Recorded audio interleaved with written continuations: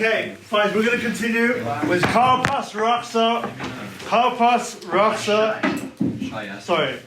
Yachatz, Maggid, Rochtzah. Okay, so you already had 4 cups. Already on the influence. Okay, we'll start with a very quick thought. Seder, it's called Leila Seder, Seder night, which means a night of order. Why is it called a night of order? If you think about it, it's very disorderly from our perspective, right? There's miracles, there's plagues. There's a lot going on which doesn't seem to be the regular day-to-day. Why is it called Leila Seder? Whose question is that? The question of? Rashi. Probably, but also the Tzfas Emes. The Tzfas Emes in his amazing Haggadah answers that Klal Yisrael's order is the supernatural. That's who Klal Yisrael are. We are Klal Yisrael's order. That is natural for the Jewish people, for the Hashem's chosen people. We live on the supernatural. That is our order. That is the message of Leila Seder. Okay, without further ado, let's go into Karpas. Just one more word of introduction, because I realise perhaps no one's actually set the whole thing, the whole scene of Leila Seder. So how many minutes are there? How many say tonight? More. 2 minute Torah, 3 Drabanan. What are the 2 minute Torah? Matzah and Sipur Yetzias Mitzrayim. 3 Drabanan. Dalkosos, Mara, and Halal. If the 4 cups. No, the what, Mara and Halal. And what was before? The 2 minute Torah mitzvahs, Matzah, and Sipur Yetzias Mitzrayim. Telling over 4 cups was the first. Yeah, exactly. First is the Rabbanon. Now, technically speaking, if Friday night, not this year, but if on another year, Friday night is one of the Sederim, so Seder falls on Shabbos, then Friday night is the Kiddush is D'oraisa, right? Because the Kiddush on Friday night is D'oraisa. So the first cup on a Friday night would be D'oraisa, but this year it's not like that. Okay, let's go into Karpas. So what is Karpas? Karpas is a vegetable, preferably eaten raw, okay? Now really, you could use any vegetable. It's common to use celery, cabbage, parsley. Some use cooked potato.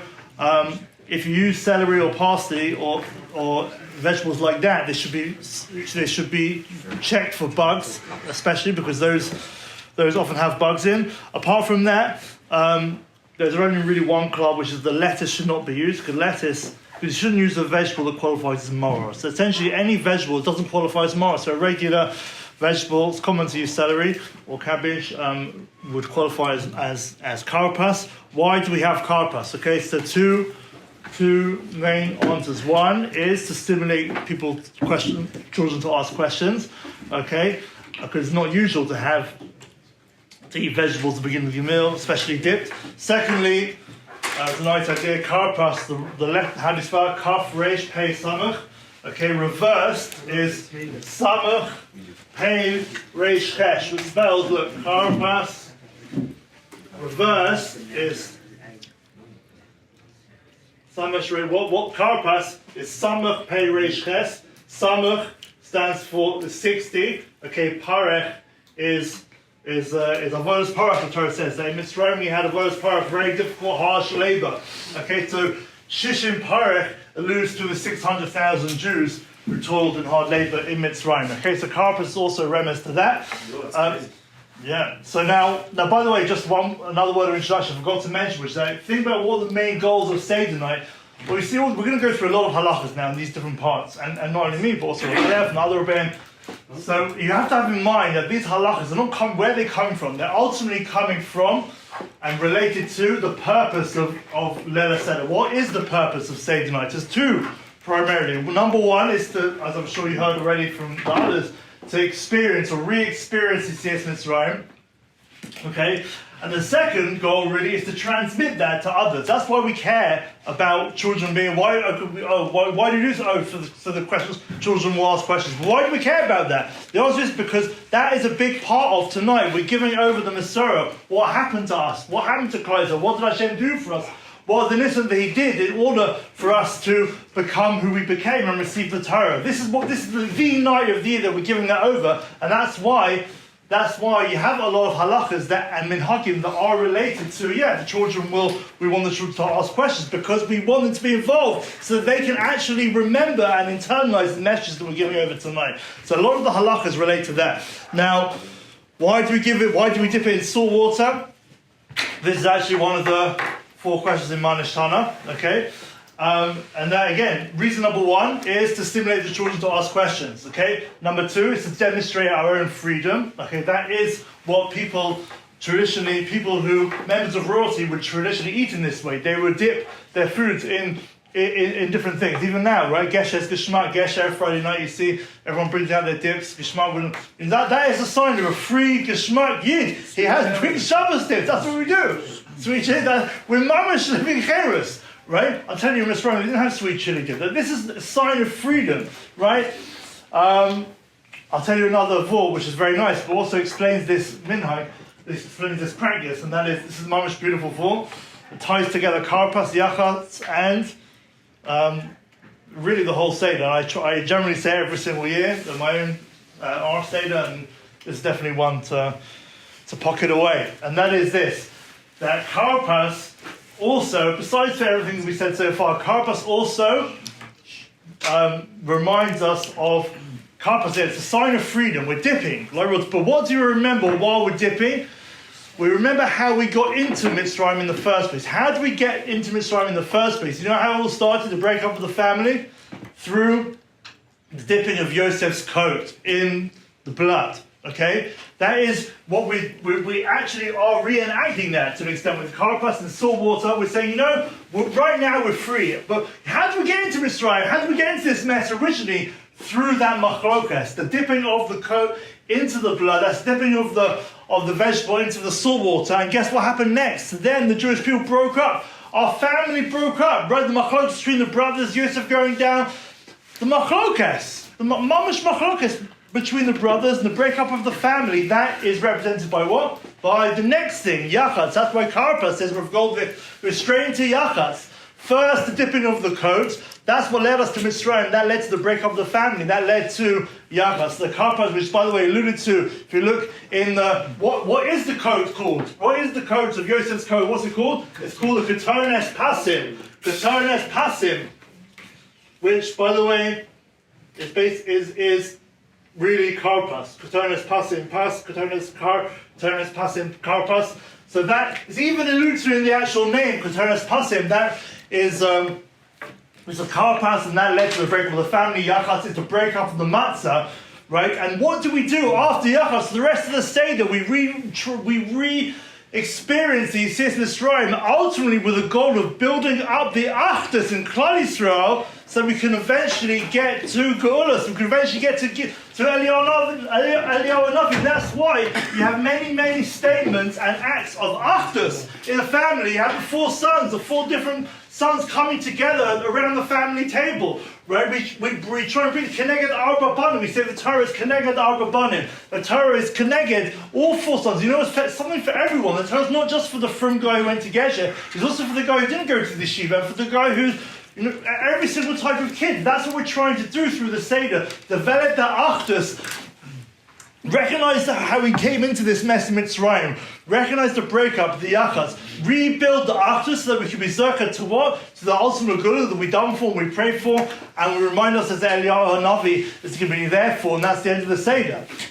That is a summary of the whole Seder. Now, but it all starts here with Karpas, with the dipping of Yosef's coat. That's how we got into this mess. Okay, nice idea. That is, in addition, that's another reason why we go ahead and dip the Karpas in the salt water. Now, who actually dips it? There's no standard minhag.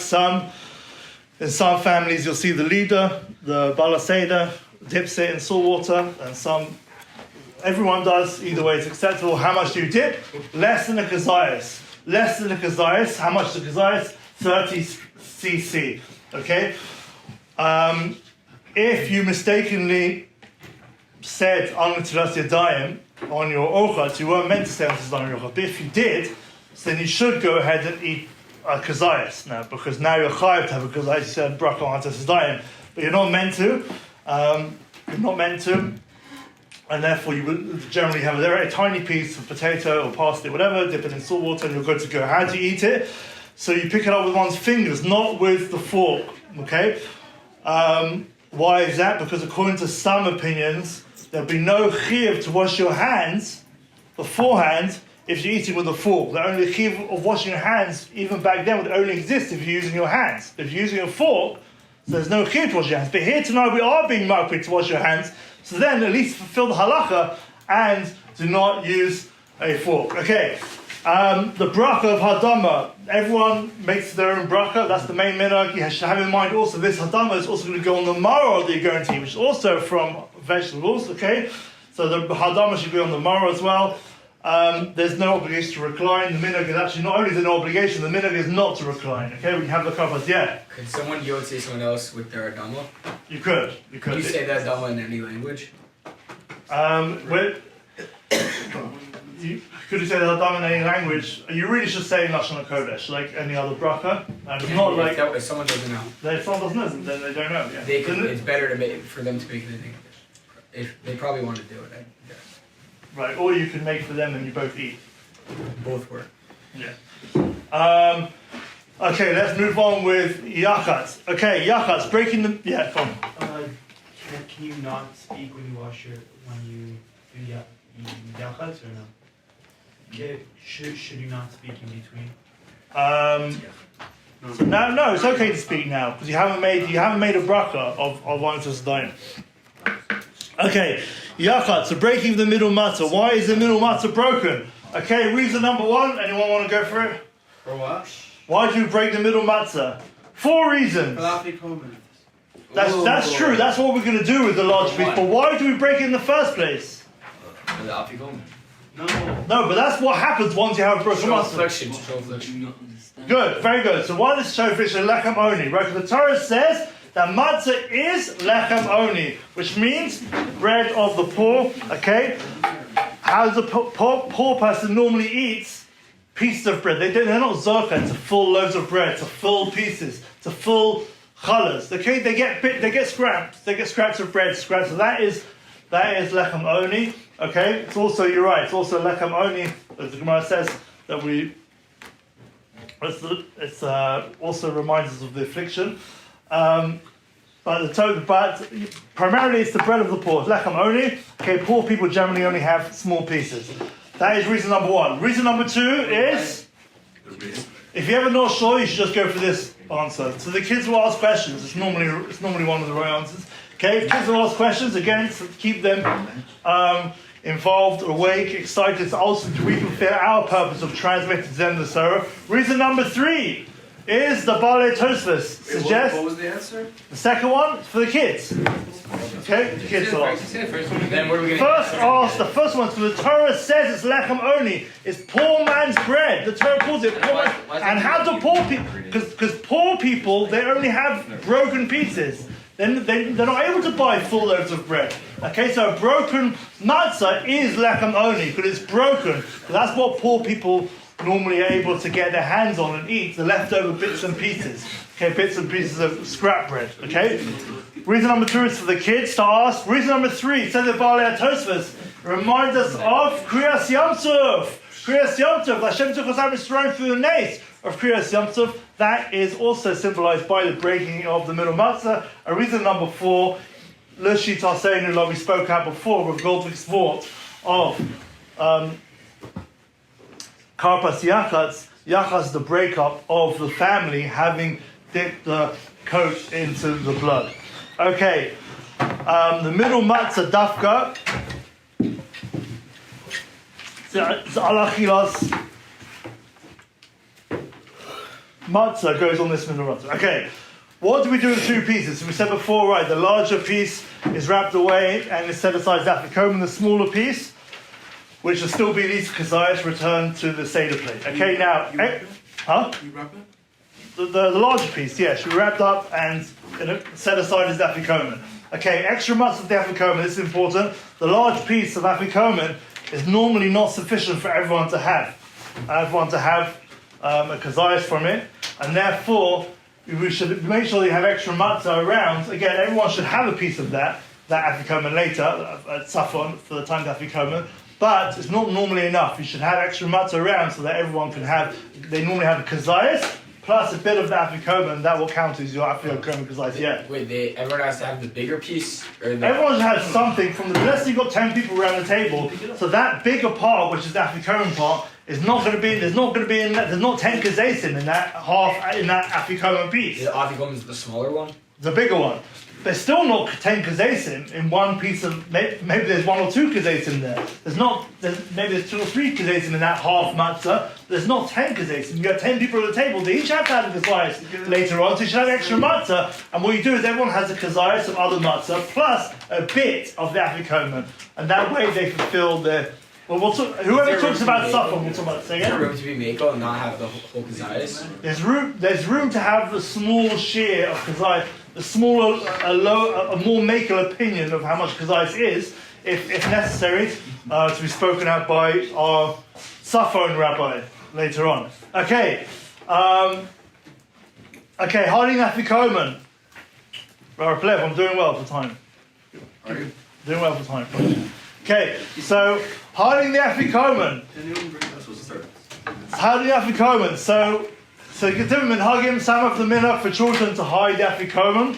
Why is that? Again, it's all part to encourage the kids to stay awake and be involved and ultimately receive the Nesara tonight. Others have the minhag for the parents to hide it, the fathers to hide it. It's the same reason. Okay, that is Yachatz. Yeah. Is there a case where the kids will hide it and then the parents go look?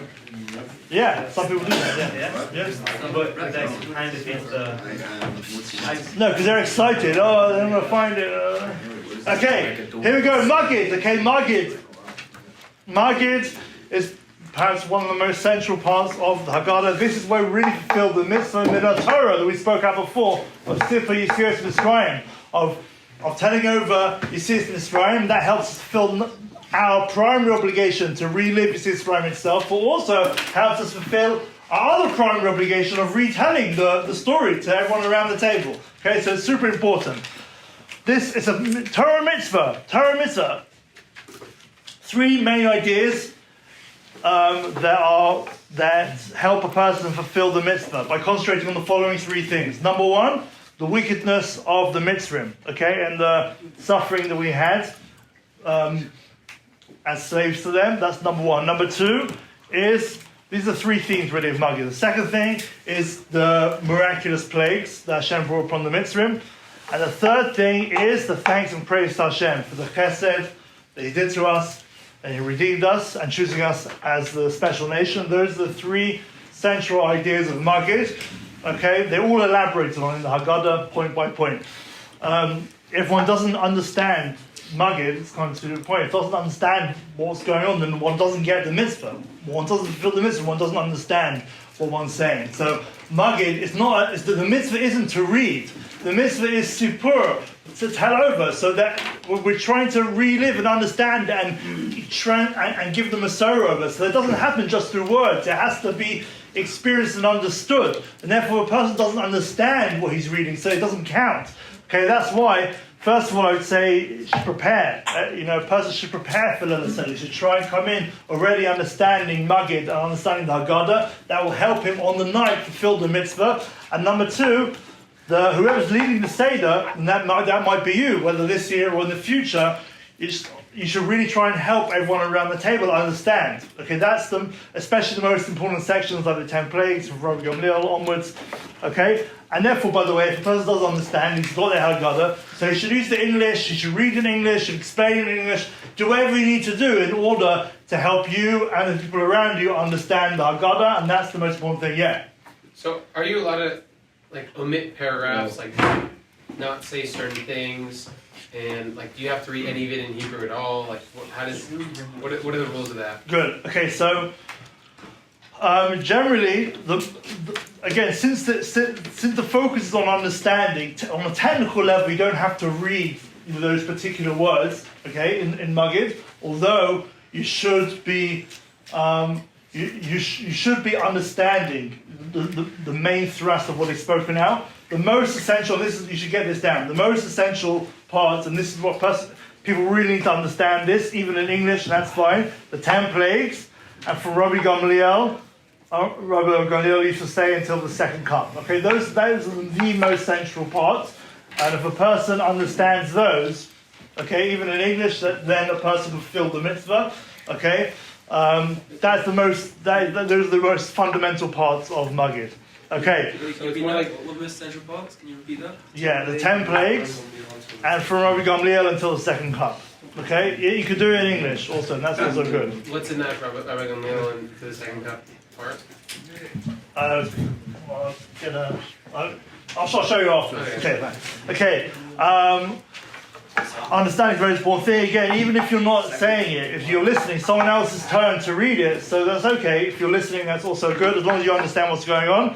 Okay, halach ma'anya, leaders should hold the broken matzah and show it to everyone. There are various details here. I'm going to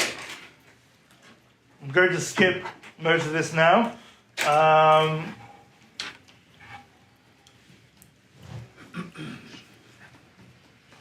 One second.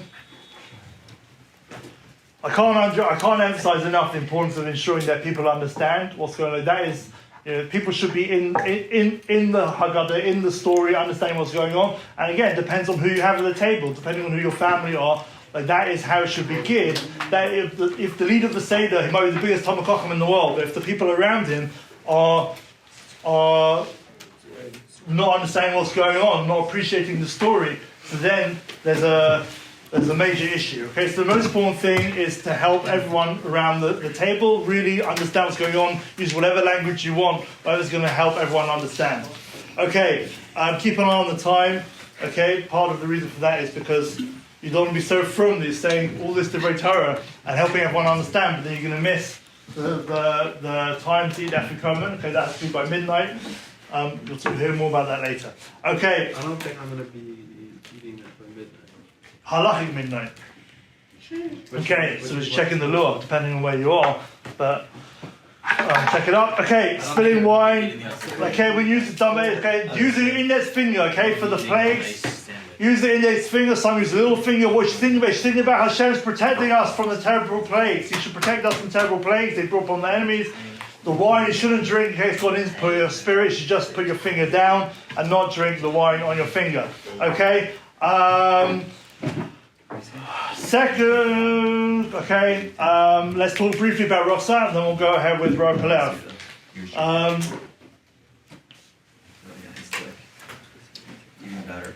Okay, Rochtzah, we're washing again. Why are we washing again? Now about to eat matzah. The bracha, yes, we do say a bracha on Tzedayim. If one is sure that his hands have not become tamei since didn't become unclean since the first washing, he should deliberately obligate himself in the Tzedayim through touching his shoes or stretching his scalp or something like that in order to obligate him to say a bracha on Tzedayim.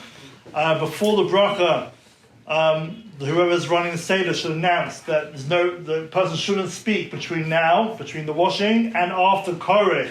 Okay, unless it's for the needs of that particular mitzvah. If you need to explain, okay, everyone take a zayis of matzah, or maror, whatever, so you need to explain that. But if it's not for any need for that mitzvah at that time, so then a person shouldn't speak between the washing now and after Korech, okay, because the mitzvah's time and the hamoti is going on everything until after Korech. Therefore, before you wash your hands, before Rochtzah, it's a good idea to make sure that everyone in the family understands exactly what the next steps are, so that you won't have to actually speak after Tzedayim. Everyone should be given a piece of matzah in preparation for the mitzvah of motzi matzah. Okay, again, coming back to what we said before, that especially if you have a number of people around the table, it's not going to be enough matzah in the piece that's set aside for motzi matzah. There's not going to be enough there for kazayas for everyone if you've got a family, especially if you have many more people, and therefore it's a good idea to already set aside before Leila Seder, before Seder night, pieces of kazaysim, okay, that you can use for the mitzvah, and that way, let's say when we have Seder, so I'll prepare already before Seder night, like little bags of kazesim. Okay, so this is, let's say 25 grams of matzah in this bag, another one in this bag, another. So then everyone can just come to motzi matzah. Everyone gets their kazayis and a little piece from the matzah itself, and you're good to go. They say in English, Bob's your uncle. Some have the custom to have a kid wash the hands of the father, some do not, and that basically sums up Rochtzah.